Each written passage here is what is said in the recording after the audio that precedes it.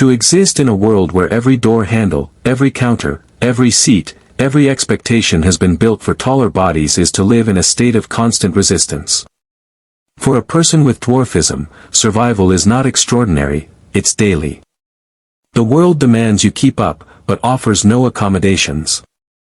Nothing is designed for you, yet everything requires you to adapt. This reality is not just about being different. It is about survival in plain sight, where dignity must be earned over and over again. There is no applause for the effort.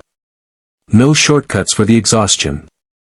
Just the raw truth of fighting for space in a tall man's world. Chapter 1. The first battle begins with the built environment. The everyday structures of society are silent reminders of exclusion. Counters at grocery stores tower overhead. Public transport steps rise like barriers. Restroom sinks and mirrors might as well belong to another species. For most, these spaces are invisible in their simplicity. For little people, they are mountains. Every attempt to reach a shelf or swipe a bank card is a performance of adaptation. Climbing stools, dragging ladders, asking strangers for help, it all sends the same message: this world was not built for you. The insult lies not just in the effort, but in the design. The lack of consideration reveals something deeper than inconvenience, it reveals erasure. Chapter 2. Physical barriers can bruise the body.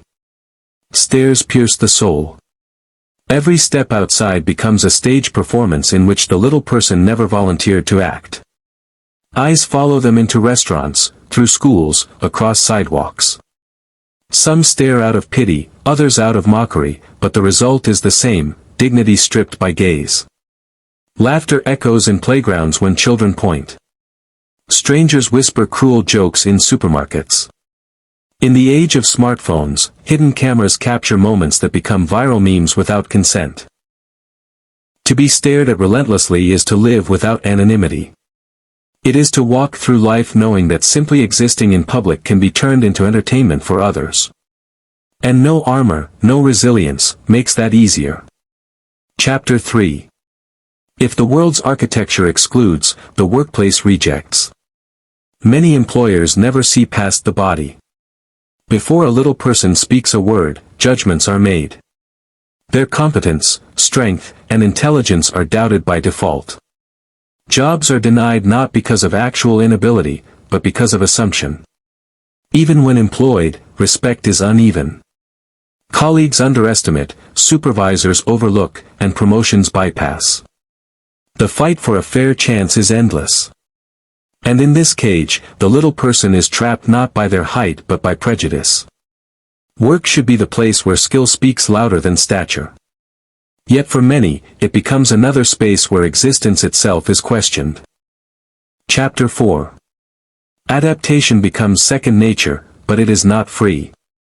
Each adjustment takes energy, time, and emotional toll.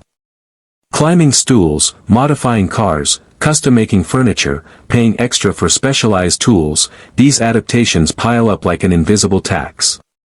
For others, normalcy is free. For little people, normalcy must be purchased, engineered, or begged for. This tax is not measured in dollars alone. It is measured in fatigue, in frustration, and in the silent erosion of joy. Chapter 5. Media is supposed to reflect reality, but for little people, it often distorts it. Too often, roles for them are reduced to jokes, caricatures, or mythical creatures. Representation, when it exists, rarely shows dignity, ambition, or humanity. This funhouse mirror shapes how society sees them, and worse, how they see themselves. Children with dwarfism grow up watching versions of themselves that exist only as punchlines. They are taught that their bodies are laughable, their worth secondary. The mirror of media does not just entertain. It deforms. Chapter 6. Love and companionship are universal desires. But for little people, these desires often collide with prejudice. Many face rejection before intimacy can even begin. Dating pools shrink under the weight of stigma, curiosity, or fetishization. Romantic interest may be met with mockery, How could you be with someone like that? Genuine affection is questioned, as if love must be justified when bodies are different. Friendships, too, are tested. Some people choose novelty over authenticity, treating little people as mascots rather than equals. The pain lies not in being single but in being seen as undeserving of love. Chapter 7. These battles, against architecture, stairs, employment, media, and relationships, leave invisible scars. Anxiety blooms in crowded spaces. Depression takes root in years of exclusion. Confidence withers under constant comparison. Mental health struggles in little people are not about their size. They are about the cruelty of a world unwilling to make space. The toll is cumulative, like drops of water wearing stone into dust. And yet, society often dismisses this pain, assuming resilience is automatic. But no one is unbreakable.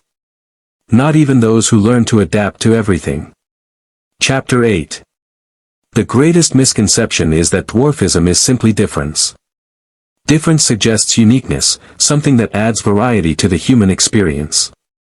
But for many, it feels less like difference and more like survival. Every day is proof of endurance. Endurance against structures too high, systems too biased, jokes too cruel. Endurance against invisibility in spaces that refuse to accommodate. Survival is not choice. It is necessity. And in this survival lies the raw truth: being a little person in a tall man's world is not about thriving.